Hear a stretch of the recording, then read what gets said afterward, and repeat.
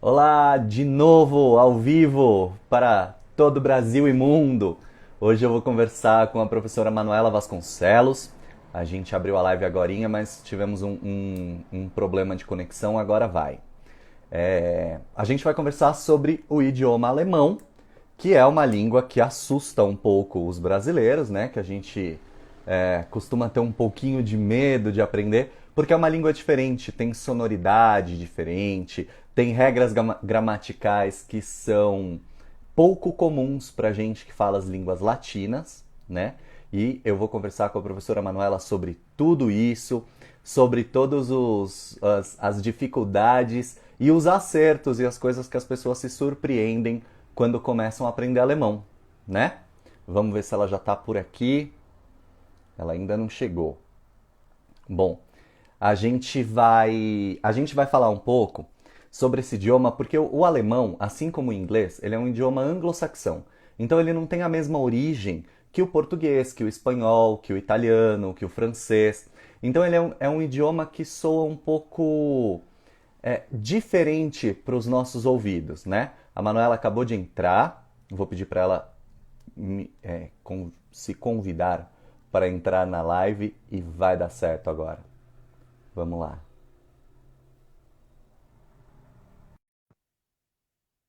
Vamos lá, driblando as dificuldades técnicas. Funcionou. Gente, eu não sei o que tá acontecendo com a Ó, minha câmera. Manuela, eu acho que na sua câmera deve ter um desenho que são duas flechinhas, assim, tipo um yin yang. Sim, E se você clicar sim. nele, Tem vai como virar para fazer isso aqui você. na live? Ou eu Tem? tenho que sair? Não, acho que não. Acho que se você clicar agora, vira para você a câmera. Dá uma... Como que eu faço isso? Tem que sair Você da live. você vai ter que sair? Não sei. Eu acho que Pra não. fazer isso? Se tiver um botãozinho, que são duas flechinhas assim, meio yin yang, se você apertar nele, vai virar a câmera. Aqui eu tenho uma câmera com maisinho e tenho um envelope subindo. Não tenho nenhum. Não, então não. Eu vou sair daqui e vou trocar a câmera de lugar. Tá Pode ser bom. que também esteja um lugar aqui. Peraí. Beleza, eu espero você voltar. Então, beleza. Bom, tava contando aqui para vocês um pouco antes da professora Manuela entrar, que o alemão é um idioma anglo-saxão, então ele tem uma origem diferente. Quando a gente vai aprender inglês, por exemplo, a gente se depara com essas diferenças e com essas dificuldades, só que inglês é um idioma que a gente tem uma grande exposição. Então a gente vê filme, a gente tem propaganda, música, praticamente no rádio, só o que a gente escuta é música em inglês, né, seja americana ou de outras partes. Ou, por exemplo, muitos músicos de outras nacionalidades que gravam em inglês também, porque vende mais.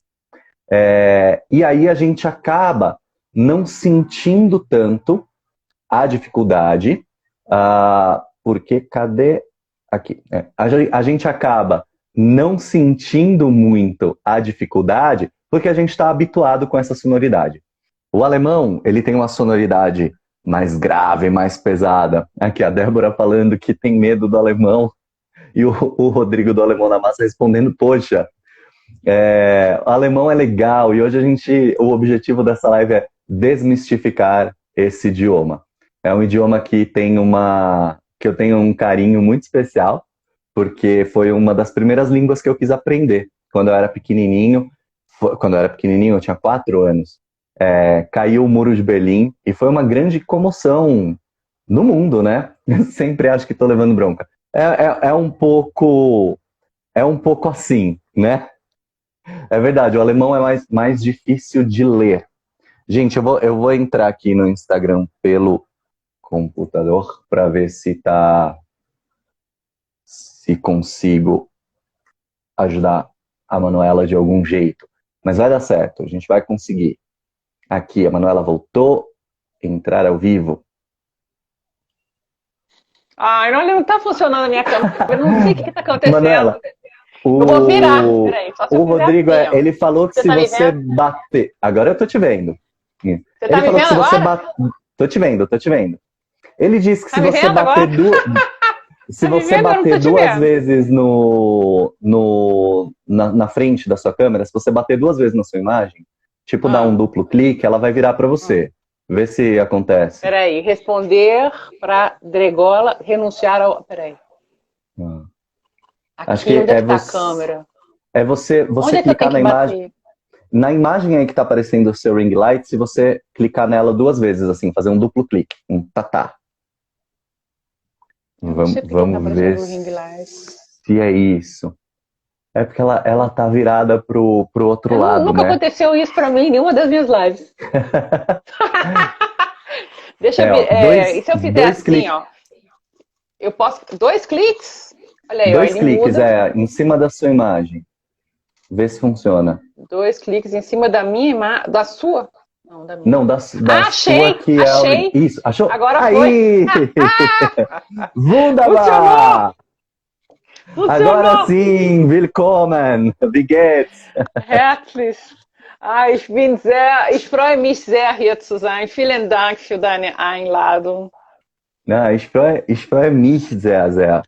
Wie Danke, geht's danke, wie ihr dir, seid. Daniel? Wie Sehr geht's gut, dir? sehr Wie gut, geht's der danke. Arbeit? Wie geht's den Schülern? Sehr gut, aber zu viel Arbeit. Schön. Gente, Schön, dass du Arbeit hast. essa é Manuela Vasconcelos. Manuela, se apresente pra gente. Eu queria que você me contasse um pouquinho como que você se tornou professora. Você é brasileira, né? Sou brasileira, de Minas Gerais. A minha família é totalmente de Minas. Meu pai e minha mãe nasceram em Belo Horizonte. Aham. E a família deles dois é do interior.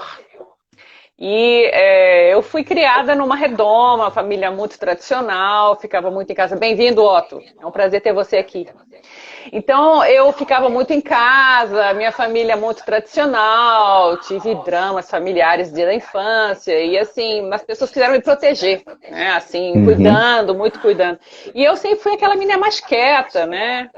Me machucava muito, então eu ficava mais em casa mesmo. Enquanto a minha irmã saía para jogar vôlei, bola, ela era desencanada.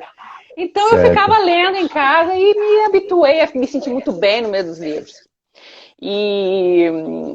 Assim, comecei a me interessar pelo alemão porque eu entrei na escola de música, né? E foi a música, Hum, foram as cantatas, foram os concertos, foi a música cantada, né, que me fez querer entender o que era tudo aquilo. Tá que com um legal. zunido, Quando né? tá um zunido para Você você, tá para ouvindo um mim, zunidinho? não, para mim o som tá bom. Se tiver alguma coisa aí do som, pessoal, avisem a Alguém tá gente. ouvindo isso? Ou sou eu? É. Ô, Manuela, você começou na música já pelo instrumento, pela viola e pelo violino, ou não? Você começou pelo canto? Aqui na escola de música, a gente começa com coral, né? Tem 6 Uhum, meses que a gente tem uma introdução à música pelo coral, cantando, né? Num coral, cada um tem a sua voz, e a gente tem uma introdução ali às leituras, assim, as vozes, as tessituras e tudo. Depois, as crianças, até uns 12 anos, tocam uma flauta doce, né? Para poder se achar ali nas notas, né? Ter a primeira introdução uhum. à teoria musical, partituras e tudo. Mas como eu entrei, eu já tinha 13 anos, eu era uma velha, né? Para o violino eu já era uma senhora, né? Os professores diziam que Ai, não ai, ai. tinha jeito para minha idade, né? E aí eu entrei com 13 anos, e aí eu até quis tocar clarinete ou flauta, mas eram instrumentos muito requisitados, então eu fui tocar violino, mas violino também não tinha vaga, eu fui tocar viola, e quando eu fiquei sabendo que era um instrumento requisitado em orquestra do mundo todo, aí eu Uhum. achei melhor dar uma chance para viola e estudei muito, eu me Que apliquei muito, legal. assim, eu fiquei obcecada. E aí você Muito chegou legal. a fazer uma carreira com a viola Eu de toquei, olha, eu orquestra, toquei em assim? Brasília, eu toquei aqui em Brasília, tem as orquestras aqui na escola de música, eu tive contato. Depois de fazer no Rio de Janeiro, eu fiz um bacharelado lá na UFRJ, na Escola do Passeio. Então lá tem a Uhum. orquestra chamada A Furiosa da Lapa, né? A orquestra da Escola de Música, a Furiosa da Lapa. Fiz lá os meus 4 anos ali dedicada. Toquei também na Orquestra Jovem do Rio de Janeiro, toquei na Orquestra Municipal de Campinas depois, né? Muito Viajei o legal. Brasil inteiro antes de viajar para fora, né? Viajei, fui para Campinas, aí foi muito legal. Gente, só para quem não está habituado com música de orquestra, com os instrumentos sinfônicos, A viola é um violino um pouco maior. Ele é um intermediário entre o violino e o violoncelo, que é aquele que vocês já devem ter me visto tocando aí em algum lugar. Então ele é um instrumento intermediário, né? Quando fala de viola sinfônica, é um instrumento de arco também. Ele parece um violino, só que ele é um pouquinho maior, ele é um pouquinho mais grave que um violino, né? Eu fiz um vídeo do YouTube explicando os instrumentos da orquestra, mostrando os instrumentos que eu tenho aqui em casa e dizendo os nomes em alemão. E aí eu expliquei ali na notificação, ali quando eu explica os vídeos, na descrição do vídeo, eu expliquei que as pessoas me perguntaram tantas vezes quantas cordas tinha a minha viola, e toda vez que eu dizia que tinha 4 cordas, eles diziam que era mentira. Aí que você perguntava se era 12 cordas ou se era não sei quantas cordas, eu falo, mas são 4 cordas a minha viola. Então, de tanto perguntarem, dizerem para mim que não existe viola de 4 cordas, eu comecei a dizer que eu tocava violino, só para as pessoas não confundirem com viola de 12 cordas, outra coisa que é mais diferente do que o violino. Total. Mas na realidade eu toco viola. E é uma palavra muito bonita. É muito bonito que em alemão tem uma palavra para viola que é diferente de violão, né? Exatamente. Em alemão tem a palavra Bratsche, uma palavra que eu acho tão bonita. Die Bratsche. Me lembra E é uma palavra que vem do antigo, é uma palavra que vem do viola da braccio, né? Que é uma palavra que vem do italiano, do latim, que tinha a viola da gamba, das pernas, gamba é pernas, e braccio é braço, viola de braço, né? Então, em alemão ficou Bratsche, olha que lindo, eles trazem muita coisa do latim para o alemão, né? Você sabe que o violoncelo tem um violoncelo italiano que é violoncelo dalla Spalla, que Spalla é costas, né? E é um violoncelo que você toca ele aqui no peito, ele é um pouco menor. E eu vira e mexe flerto com ele porque ele é um instrumento bastante mais portátil para viajar, por exemplo, né? Para levar para os lugares.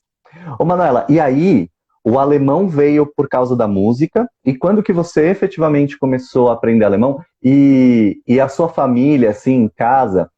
Você era uma pessoa que teve medo do alemão antes de ter esse contato musical e ser seduzida por ele? Não, eu não tive medo do alemão. Porque no segundo grau, eu fui fazer aqueles trabalhos, né, de história.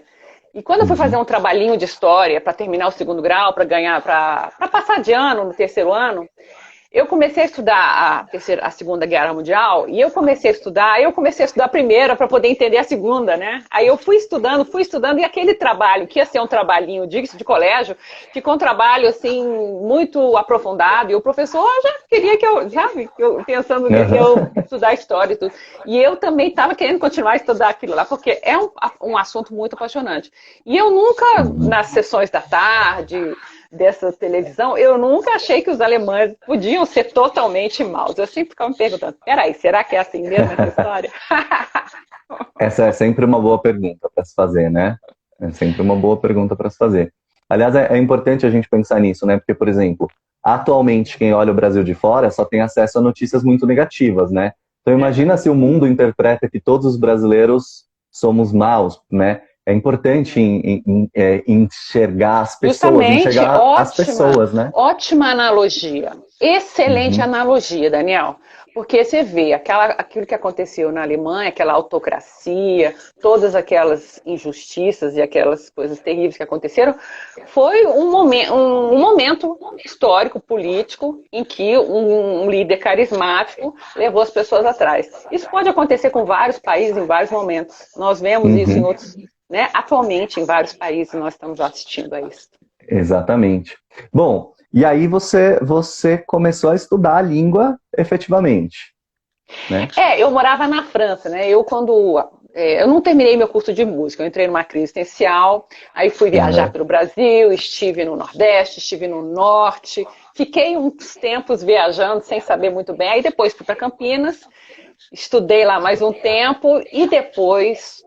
Quando eu juntei o meu dinheiro para comprar a minha passagem para Paris, para visitar os meus amigos lá, eu fui para lá. E deu uma travadinha, pessoal. Trabalhei, estudei estudei em Paris. E foi um tempo bom em que eu realmente aprendi o francês. Legal. Você já falava um francês antes de sair do Brasil? Já falava muito bem, muito erudito o meu francês, né? Eu falava aquele francês de quem lê Flaubert e Balzac. E o meu francês era um francês assim que os os jovens ficavam rindo de mim, falavam que eu falava muito melhor do que eles. E assim, eles achavam lindo, eles falavam, nossa, mas parece que eu estou lendo um livro, quando eles falavam, né? E eu pensava nas palavras muito antes de falar, para falar tudo muito correto, porque eu era aquela aluna que não abria a boca na sala. Então, assim, eu não abria a boca para errar. Né? Eu fui abrir a boca para errar lá. Entendi. Aí eu não Olha recomendo, tá, gente? Não recomendo. Melhor abrir a boca na sala. É tudo que a gente fala para os nossos alunos não fazerem, né? Que legal. E aí da França, você foi para a Alemanha? Fui para a Alemanha. Numa viagem, eu conheci o meu ex-marido e logo fui para lá. Nós nos casamos, eu tive a minha filha. Minha filha, que foi o presente mais lindo que a Alemanha me deu, Maria Magdalena. Hoje ela é minha professora de yoga, online. Está morando em Portugal, fazendo o mestrado dela em museologia. Eu me sinto muito orgulhosa da minha filha. Ela está muito bem, graças a Deus. E então a minha filha nasceu na Alemanha, em Munique, e eu tive um período lá, morando lá, 5 anos, até a minha separação, e voltei para o Brasil. E aí quando você voltou para o Brasil, você trabalhou como dolmetscherin, né? Como tradutora, como intérprete? Isso aí foi um pouco depois, porque antes eu finalizei meu curso de francês, o Nancy, que existia o Nancy, não sei se você se lembra, mas na minha época existia um curso na Aliança Francesa que era um curso de literatura, que hoje não existe mais. Era um curso de gramática e literatura, era um curso assim de 3 anos. Depois do curso intermediário, tinha um curso assim que era mais ou menos um primeiro ou segundo ano da faculdade de Nancy, na França. Isso nunca funcionou muito bem, essa validação, mas a gente estudava muita literatura. E assim, eu finalizei esse curso, foi muito legal, dei aula na Aliança Francesa, dei aula no Centro de Línguas, foi uma experiência sensacional para mim. E a partir daí eu comecei a pensar o que eu ia fazer. Eu já trabalhava já como promoter, olha só, meu amigo. Eu trabalhava como promoter num pub aqui em Brasília. Enquanto eu estava estudando e trabalhando, eu trabalhava como promoter, eu organizava os shows dos músicos aqui num pub aqui em Brasília. Se tiver alguém de Brasília, deve conhecer o Gates Pub, que existia aqui um tempo atrás. Mas agora, no momento, não tem mais. E aí depois eu fui estudar Relações Internacionais e me formei em Relações Internacionais. Aí quando eu me formei em Relações Internacionais, aí eu trabalhei, fiz um estágio no Departamento de África do Ministério das Relações Exteriores e depois eu tive a grata oportunidade de morar 1 ano na África, no Zimbábue, dando aulas de português, em inglês. Uau! Foi a experiência mais incrível da minha vida. Essa aí realmente foi... Que legal! Tem muita coisa para contar. Nossa, eu imagino, uma experiência muito enriquecedora, né? Você sabe que eu estava aqui pensando em te fazer uma pergunta que é essa relação super intrínseca das viagens com os idiomas, mas que você falou que fez uma grande viagem pelo Brasil, né? Antes de ir embora para a França, né? E aí eu ia te perguntar assim, o que o Brasil te ensinou naquele momento? Porque você era aquela menina que era muito dentro de casa, em Minas, e de repente você saiu para explorar o Brasil, que é um mundo, né? É um mini mundo. Eu não vou usar aquela palavra, não, que a gente conhece, né? Não sei se você está pensando nela, eu não vou usar nessa palavra, não, mas realmente eu fiquei um pouco assim, viajei para vários lugares. Primeiro eu viajei com alguns amigos para Jericoacoara, no Ceará, e lá eu era para passar uma semana... Fiquei mais tempo, e aí o interessante de Jericoacoara é que é um lugar pequeno, é uma praia muito turística, na época tinha quase nada, era só dunas e alguns hotéis muito chiques, e muitos estrangeiros. Então nunca na minha vida eu tinha tido a oportunidade de falar francês todo dia, inglês, sabe? E naquela época, era 1989, naqueles dias que o muro estava caindo, eu tive a oportunidade de conversar com os alemães que estavam lá passando férias. Sabe? Uau, então, assim, para mim foi assim, para mim, gente de Berlim mesmo. Então, assim, as conversas que eu tinha, eu achava assim, gente... E eu sou de Brasília. Brasília é um lugar, assim, dito, né, como o centro do poder do Brasil. Mas, assim, aqui em Brasília, a gente lida muito com um ambiente, assim, de funcionários, de pessoas que têm deixa eu desligar aqui. Que tem uma rotina, assim, é uma cidade administrativa, né? Uhum, Então, assim, uhum. eu me acostumei com uma família também de pessoas que trabalham para o governo. Então, não era tão excitante quanto viajar em Jericoacoara. Sim, completamente. Sabe que eu já tive várias experiências assim de viagens pelo Brasil que eu não falava português, porque viajava e ficava em hostel, e aí os hostels brasileiros, principalmente do norte e nordeste, os estrangeiros amam, né? É, Assim, eles aproveitam, eu costumo falar que eles aproveitam o Brasil muito mais que a gente. A gente tem eles têm muitos acesso. dedos para viajar pelo Brasil também, né? Eles têm acesso, é muito caro para nós. É muito caro para Essas nós, né? cidades são muito caras. Você ficar num hotel em Jericoacoara, Morro de São Paulo, até Uhum, no uhum. próprio Salvador, ali no Pelourinho, é tudo muito caro. É tudo em euro, não é É nem dólar. verdade. É Então, verdade. assim, É eu verdade. tive essa oportunidade porque eu estava com amigos europeus. Então, assim, que eu tinha conhecido no Rio de Janeiro. Então, Uhum. assim, ser mulher é uma desvantagem, mas a gente também tem que usar como arma, né? É verdade. Então, o Verdade. que nesse momento foi uma possibilidade que eu tive de ter contato direto com o que estava acontecendo na Alemanha em 1989, né? Uhum. Então eu estava Muito assim, bom. num momento de crise existencial, eu tinha assim dificuldade de continuar o meu curso de música, porque gosto muito de música até hoje, mas assim, para mim não é muito fácil estar só com os músicos que trabalham só com música, porque eu tenho outras necessidades intelectuais. Eu tenho que ler Uhum. muito, eu tenho que estar assim atualizada, né? Então assim, música para mim é muito bom, mas não é possível para mim viver só como musicista. Entendi. E hoje em dia você não dá mais aula de francês. Você está dedicado exclusivamente ao alemão ou não? Eu comecei a minha conta do Instagram cantando a Marselhesa, né? Falando do meu Tá. avô. Foi no dia 14 de julho do ano passado. Eu fiquei muito inspirada, tem Bastilha. aquelas festas e tudo. Aí eu contei, fiz alguns vídeos lá falando da Bastilha. Aí a Eveline, que é a pessoa que está cuidando do meu Instagram, entrou em contato comigo, gostou e tudo. A minha conta do Instagram era para ser de alemão, de francês. Mas Uhum. como eu dava aula na Universidade de Brasília, as pessoas que entravam no meu Instagram eram as pessoas interessadas no alemão. Os meus alunos eram as pessoas assim. Que os Certo. alunos de alemão são mais dedicados, né? Cá entre nós. Eles É precisam também. verdade. Mas é verdade, quando as pessoas se comprometem com o alemão, elas se comprometem Tem inteiramente, necessidade, né? eles veem que não dá para estudar mais ou menos. E Uhum. os estudantes da universidade são, na grande maioria, estudantes de exatas, né? De, de engenharia, principalmente, ou Uhum, de uhum. farmácia, de direito. Então, são pessoas, assim, extremamente sérias, né? E é muito legal trabalhar com gente assim. Que legal, que legal. E agora você está desenvolvendo um curso online de alemão. O curso online de alemão que vai começar no mês que vem. Vai ter 3 aulões, dia 3, 4 e 5, totalmente gratuitos. Eu vou mostrar o meu método para vocês, exclusivo. Estão todos convidados. Legal, É muito um bom. curso para iniciantes. Desde o zero. Iniciantes, Desde quem o nunca viu zero. alemão. Hum. E qual que é o nosso objetivo com esse curso? É você ter uma iniciação, uma introdução em que você vai aprender o alfabeto, vai aprender os verbos que você utiliza para se apresentar e começar uma conversa. Ou com o Uhum. nativo, ou pela internet, ou para fazer um cadastro. Assim, as Hum. coisas mais simples, mas para você já ter uma introdução na língua e poder depois entrar no curso regular. Manuela, Que eu também vou oferecer. sim, por que que os brasileiros têm tanto pé atrás com o alemão?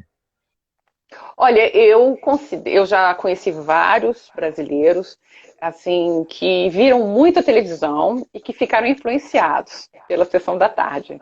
Que realmente Tá. eu vejo um pouquinho assim, eles se identificando um pouco com aquele personagem meio assim, espertinho americano e achando que os alemães eram aqueles que davam ordens para o pastor alemão, né? Certo. Então, assim, eles faziam uma caricatura naquela época, né? Uhum, Que uhum. funcionou muito bem aqui na América Latina, porque funciona bem aqui, né? Agora, o que aconteceu, eu também falo muito isso nas minhas aulas no YouTube, o que aconteceu na Alemanha que eu tenho acesso pelos meus amigos alemães, é que houve, do mesmo jeito que depois da guerra, os americanos, os norte-americanos, injetaram dinheiro na Alemanha com o Plano Marshall para que os alemães se tornassem não inimigos, mas compradores dos produtos norte-americanos no pós-guerra. Da mesma forma, os alemães, os americanos injetaram dinheiro, mas eles também trouxeram uma discussão política, uma desnazificação. Trouxeram muitas discussões, exposições, filmes. Dentro das escolas havia muitos filmes e as pessoas discutiam sobre o que era nazismo, o que era democracia, né? Então, eles trouxeram esse conceito de democracia e hoje em dia, se você for ver o que é a Alemanha em termos de democracia, é um país bem avançado. Então, assim, sim. É um país bem avançado porque eles passaram, né? Completamente. Passaram pelo que passaram e souberam superar e souberam aprender com os erros e se modificar, né? E nunca negaram sua história, né? A Alemanha é um... eles falam abertamente, eles são um povo franco que preza pela sinceridade, para eles é um valor essencial. Então, até muitas vezes eles são mal vistos, inclusive é uma dificuldade que os brasileiros têm no relacionamento com os alemães. Eu vejo com a minha própria filha, né? Tem isso. A sinceridade, assim, as palavras têm que ser ditas seguindo o sentimento na hora, para pontuar, né, um momento. Então, isso é uma necessidade para o alemão. E nós aqui no Brasil queremos ser gentis e nem sempre nós não conseguimos resolver os problemas também, né? Então, assim, temos a tendência de procrastinar e tal. Então, assim, são duas maneiras de ver a situação, mas eu acho que um pode aprender com o outro, né? Nós temos condição de nos complementar. Com certeza. Através da comunicação. Com certeza. Tem uma coisa alemã do... por exemplo, tem uns amigos alemães que eles sempre falam que é muito difícil conviver com os brasileiros porque a gente nunca fala que não. E aí, eles nunca sabem quando...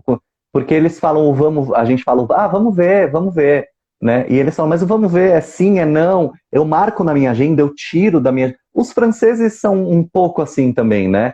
Tipo, olha, se eu tenho um compromisso com você, eu tenho um compromisso com você, tá marcado. Se você falou que a gente vai se ver sábado às 3 da tarde, sábado às 3 da tarde tá guardado pra você, eu não vou marcar outra coisa, né? E na Alemanha, inclusive, eu me acostumei. Eu tinha amigas que também eram mães, e elas eram muito mais ocupadas que eu, porque eu não tinha família lá, né? Então eu tinha o hábito de marcar encontros com minhas amigas e esperar 3 semanas, às vezes até mais do que isso, até um mês para poder encontrar com elas, sabe? Então, assim, assim. Então, aí comecei também eu sempre fui muito arrumadinha em relação aos meus horários. Sempre fui uma pessoa pontual na orquestra do Rio de Janeiro. Eu era a primeira que chegar. Então, isso era uma coisa assim que não fazia sentido no Rio de Janeiro, né?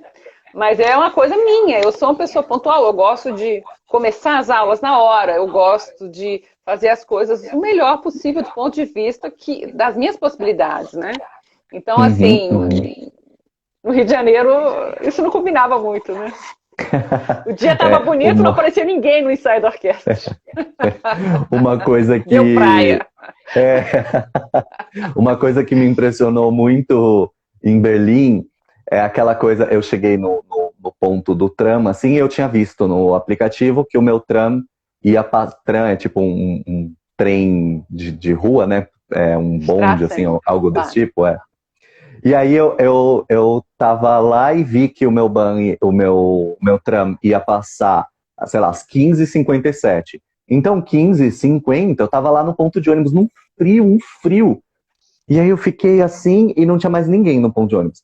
Às 15h56, sai um monte de gente dos cafés, dos lugares ali perto, e chega no ponto, o tram passa, todo mundo entra. E aí eu me toquei, eu falei, é lógico, as pessoas não vão ficar passando frio na rua.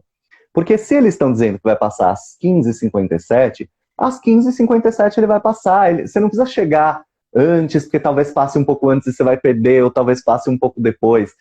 Essa precisão alemã foi uma coisa que me impressionou muito. Agora, essa precisão, ela se reflete também na língua, né? É quando a linda, ordem né? É das tão lindo. palavras e tudo, É né? tão lindo. Como a língua é composta, né? Como ela é. As regras, como elas são. As palavras estão se formando. Eu acho super bonito. Também, E é uma é. língua bem lógica, né? Também do ponto de vista da fonética, você lê as vogais como elas são, né? Uhum. Olha, Não, gente, não é isso, essa, não é esse jogo de é, adivinhação do inglês, né? Você nunca sabe como é exatamente. que a vogal vai ser pronunciada em inglês, né? É uma adivinhação. Exatamente, não, não tenho nem como defender, porque não tem. Mas isso para quem pensa em aprender alemão é uma grande vantagem. Alemão, assim, na primeira semana de aula, se você aprender a ler, você pode ler qualquer coisa. Talvez você não saiba o que você está dizendo, mas você É, consegue justamente. ler qualquer coisa, Eles né? As adoram dizer vogais. isso, que é super É, fácil, que você lê tudo, né? Eles é. amam dizer isso. E é verdade, né? Agora, justiça seja feita, o francês também é complexo para. Não É, o tanto para ler, francês para mas para ler. escrever, né? É, o francês tem algumas dificuldades, assim, Uhum. bem delicadas, porque você, às vezes, pensa que porque é uma língua latina, você consegue entender tudo. Mas na hora de Uhum. escrever, é muito mais difícil do que parece, né? Exato, exato. Manuela, e tem uma questão clássica do alemão, assim, que são os três gêneros, né? É. Conta pra gente o que que é isso. Conta pra quem nunca estudou alemão, como que as palavras se classificam ali, os substantivos. Olha só, gente, nós temos em alemão três gêneros, e eu até escrevi um texto sobre isso num blog que era Brasil Acadêmico. Olha que legal. Uhum. Três é um número muito especial, né? Então nós temos o feminino die, o masculino der e o neutro, que é o das. Então, isso é Uhum. típico do alemão. É uma língua que tem essa característica. Além de você ter esses três gêneros, você tem quatro casos, né? Você vai ter o caso nominativo, der, die e das. Depois você vai ter o caso que é o acusativo, den, die, das. Depois vai ter o caso dativo, dem, der und dem. Depois você vai ter o caso genitivo, né? Genitivo, que é menos utilizado, quase não é utilizado hoje, mas eu vou dizer hoje, que Uhum. é um caso utilizado na literatura, que é o des, der e o der. D10. Exato. E aí, eu acho que assim, tem uma coisa que a gente precisa aprender a olhar para o copo meio cheio, né? Porque você pode olhar para o copo meio vazio e pensar, poxa, mas o gênero a maioria das palavras em alemão são heterogenéricas, quer dizer, elas mudam de gênero em relação ao português, né? Você não tem Muito, muito. não tem É. uma Você diz regra a assim, sol e o lua em alemão, né? a sol e o Die lua. Sonne, der Mond. É. Nossa, eu nunca tinha parado para pensar especificamente nessa Daniel, eu acho que você é mais diferença. jovem que eu, mas eu não lembro, não sei se você se lembra do Jô Soares. Ele tinha um personagem que fazia um turista alemão. Você se lembra do programa do Jô Soares? Ah, eu não me Antes do Bilu. lembro. Você é muito jovem, você é Não, eu não muito me jovem. lembro. Não Mas me ele lembro. fazia, não sei se tem alguma pessoa dessa época aqui, mas ele fazia, procurem aí na internet, ele fazia um turista que vinha com aquela camisa toda colorida e ele falava todos os artigos errados. Ele tinha a cara toda vermelha, assim, e ele falava todos os artigos errados, era muito engraçado. Tem uma propaganda recente da Volkswagen, né? Que os dois alemães estão conversando. Ele, somos muito rigorosas. Porque é uma coisa típica dos alemães que estão aprendendo português inverter o gênero das coisas e É, a gente também a que gente inverte um também. monte, né? É, a gente também, a gente também. Uhum. Então é legal saber que você também nunca teve medo de alemão. Não, eu Você nunca não tem tive. família alemã, não? Eu não tenho. Na Você verdade, tem uma assim, cara meio assim. mas não tenho. Quando eu tô fora do Brasil, as pessoas acham que eu sou espanhol ou árabe, né? Mas não tenho nada de alemão. Só que quando eu era pequeno, quando eu tinha 4 anos, caiu o Muro de Berlim. Então eu prestei atenção porque em casa foi uma coisa, né? Foi uma grande notícia da época. E aí a minha mãe falava, nossa, estão falando do Muro de Berlim. E eu pensando, gente, mas caiu uma parede, as pessoas estão fazendo esse escândalo por causa de uma parede. Caiu, né? Pequenininho, eu não fazia ideia. E minha mãe tinha uma prima, né, minha mãe morreu tem 5 anos, e essa prima da minha mãe é uma pessoa muito querida, assim, que é muito próxima até hoje, e elas eram muito amigas, né? E essa prima sempre em casa, e na época, no começo dos anos 90, assim, ela era uma pessoa muito moderna pra época, ela tinha um cabelo curtinho platinado, que só a Madonna tinha aquele cabelo, e ela era muito divertida, se vestia muito bem e tal. Então, uma vez eu perguntei para minha mãe, eu falei, o que que a Fiva faz? E a resposta da minha mãe foi, ela trabalha na Mercedes porque ela fala alemão. Ela estudou artes e trabalha na Mercedes porque ela fala alemão. Então, na minha cabeça, eu sempre tive assim que alemão era uma coisa importante, era uma coisa de gente legal, era uma coisa de gente descolada. Então, eu acho que eu tinha na minha cabeça mais essa coisa modernosa de Berlim, né? Essa coisa artística dos artistas e de tudo, Legal. do que esse alemão mais sério, assim. Aí eu quis aprender e Que foi, legal, quer dizer que você teve uma boa referência do alemão, né? Com uma pessoa que você conhece. foi, E foi ela teve em Berlim, né? teve e trabalhou muitos Legal. anos lá enfim, sempre era uma referência assim de uma pessoa muito legal. Então, tipo, o que que essa pessoa muito legal faz? Pô, ela fala alemão, então também tem que falar alemão. Se eu quiser ser alguém legal, eu tenho que falar alemão, né? É, E a uma família do meu pai é referência. mineira também. A família do meu pai é da Serra da Canastra ali. São Ah, que delícia! Eu já mineiros. estive lá uma vez traduzindo para É. uns técnicos africanos como se faz Uhum. queijo lá, o queijo, inclusive as coisas que eu soube do queijo Sim, da canastra lá e que faz bonito na França, né? é muito, muito, Faz é bonito. muito. Tem o Mohamed que está vendo a gente. Mohamed, io non capito niente. È che parliamo portoghese, Mohamed. Adesso parliamo portoghese, ma dopo se mi scrivi ti explico cosa dimo. Me Manuela, despiate, Mohamed. non dispiace. E há quanto tempo que você dá aulas de idiomas, assim? É uma coisa que você teve um momento da vida que você virou? Ou que sempre teve alguém ali que Ah, sabia eu que você falava e te sempre. pedia ajuda? Sempre. Desde menina, assim, 18 anos, eu já dava aula de francês para minha tia, porque eu já estava assim Uhum, mais adiantada, eu dava aula de francês, eu sempre ajudei pessoas assim da família, amigos a aprenderem português, eu sempre tive amigos estrangeiros, aí eu dava aulas de português. E voltando para o Brasil também, aí eu comecei a dar aulas de francês mais sistematicamente. Mas quando eu morava no pensionato de freiras, lá no Rio também, dei aulas de inglês. Eu sempre dei aulas assim mais informalmente, né? Comecei a dar aulas uhum, mesmo em escola quando eu voltei da Alemanha. E aí foi assim, voltar da Alemanha e voltar para o francês foi assim uma sensação gostosa, né? Sensação de estar aham, mais em casa.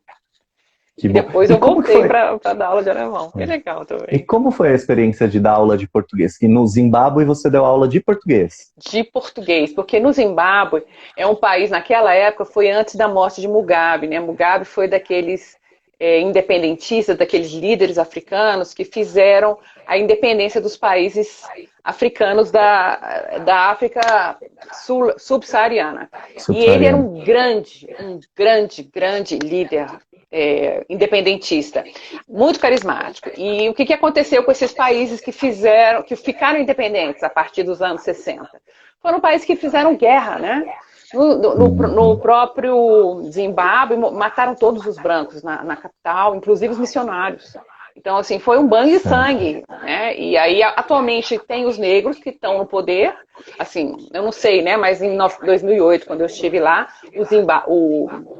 o Mugabe ainda estava vivo, estava lá, fazia dança, ele fazia yoga, ele fazia tai chi chuan, aí ficava lá Aham, na frente dos jornalistas dizendo que estava super com muita saúde, né? Então ele ficou ainda super muitos bem. anos assim nessa daí, mas ele é um cara assim que botou os negros no poder, mas eles não sabiam o que fazer, eles não tinham preparo, né? Não tinham instrução e tudo. Aí os brancos ficavam dando aulinhas, ficaram numa posição assim bem subalterna, mas assim ficou numa situação difícil o país. Eu lembro que eu Uhum. dava aulas de português num mês e eu podia, com dinheiro, né? Tinha uma inflação tamanha que eu comprava um apontador com o meu salário. E eu tinha que comprar logo, porque senão não dava para comprar um apontador. Uau! Mas você foi trabalhando pelo Brasil ou pelo Não, Zimbábue? Sei eu lá. fui porque a minha irmã estava lá, então eu tive a facilidade de morar, ela estava lá com o marido trabalhando, então eu tive essa facilidade.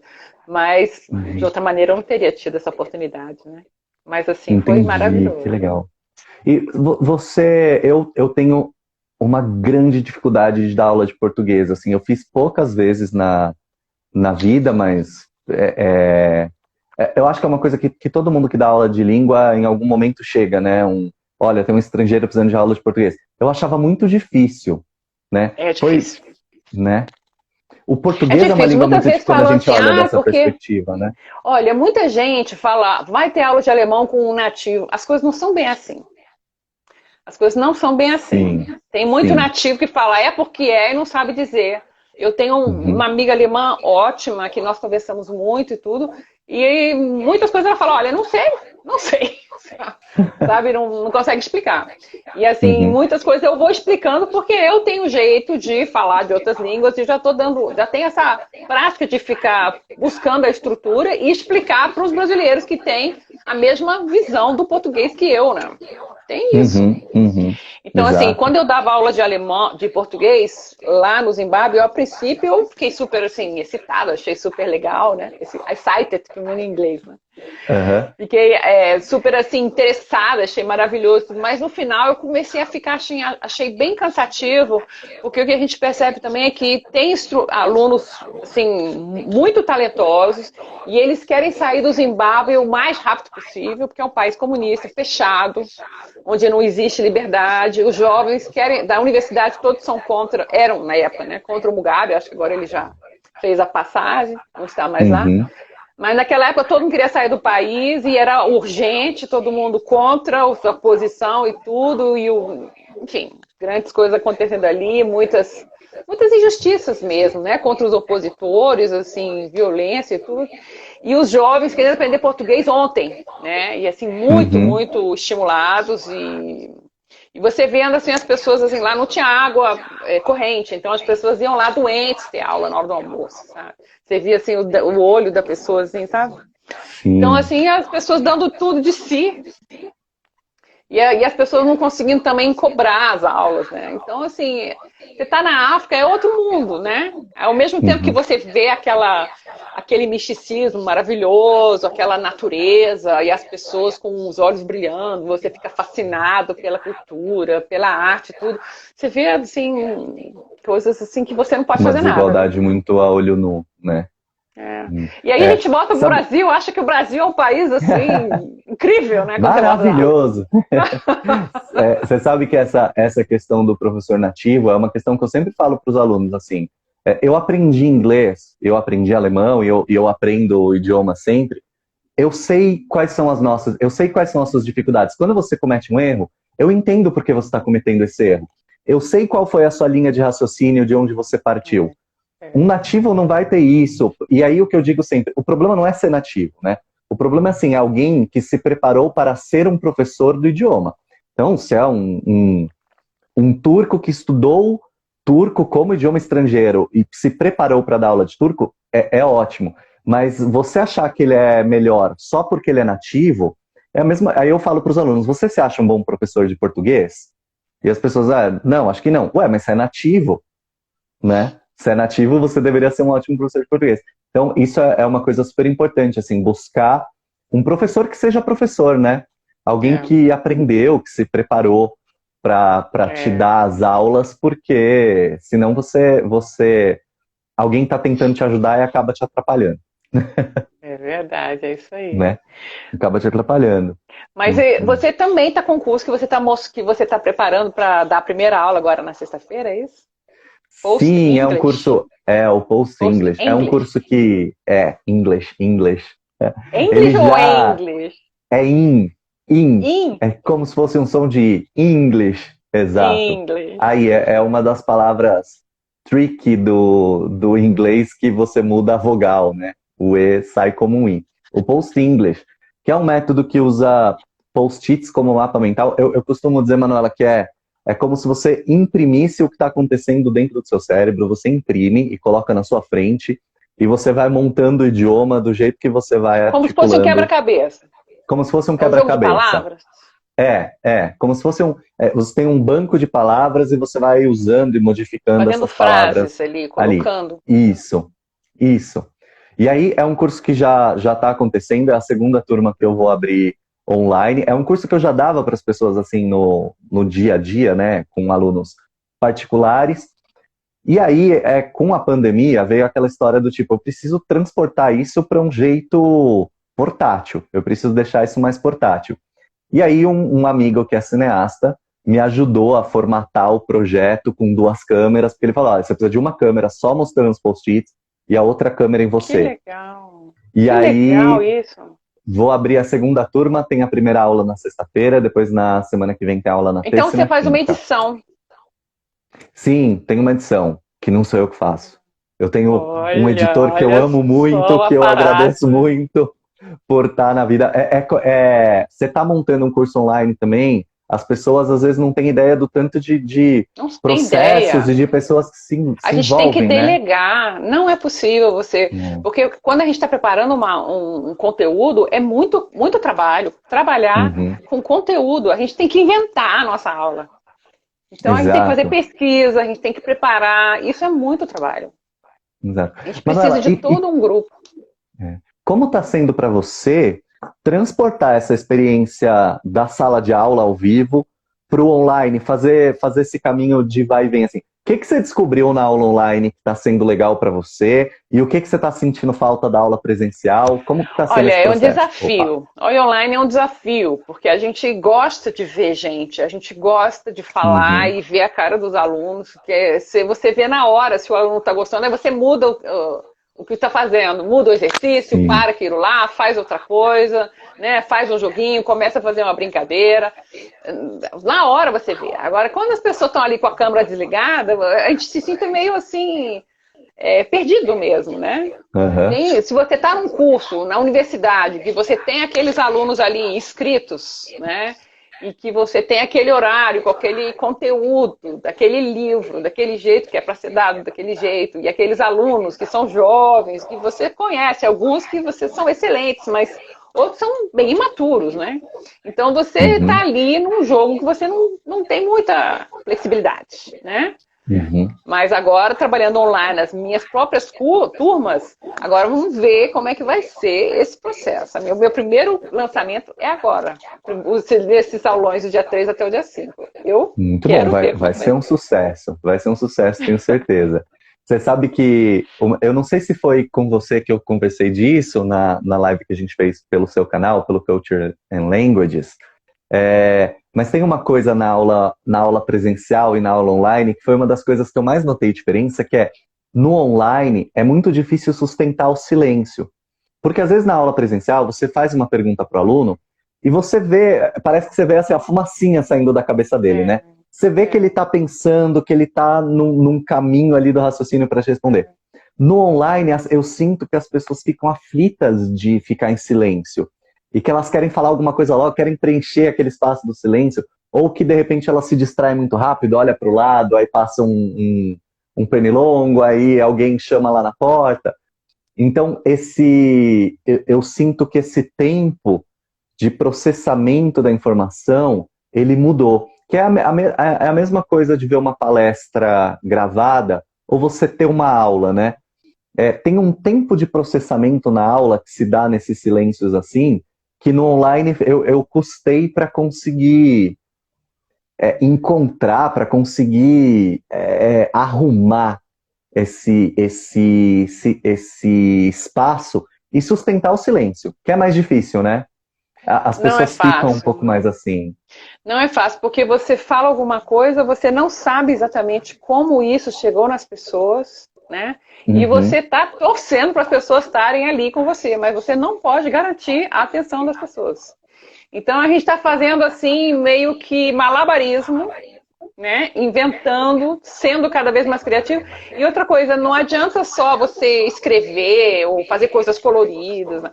Isso é bom, mas tem as tecnologias interativas, que agora tem que aprender um pouco a mexer com os quadros interativos, tem tem ali fazer os vídeos, as edições, né? Então tem música que você pode colocar, tem esses recursos que você pode colocar no seu computador, isso é muito bom, mas também a gente tem que aprender a mexer com isso, né? Exato, não é Colocar jogar de uma qualquer foto jeito, né? ali, colocar uma foto, colocar uma palavra, fazer uma preparação de PowerPoint para dar sua aula, né? Isso para mim nunca tinha feito na minha vida. Eu sempre fui aquela professora que vem com um livro ali, garantida pela minha voz.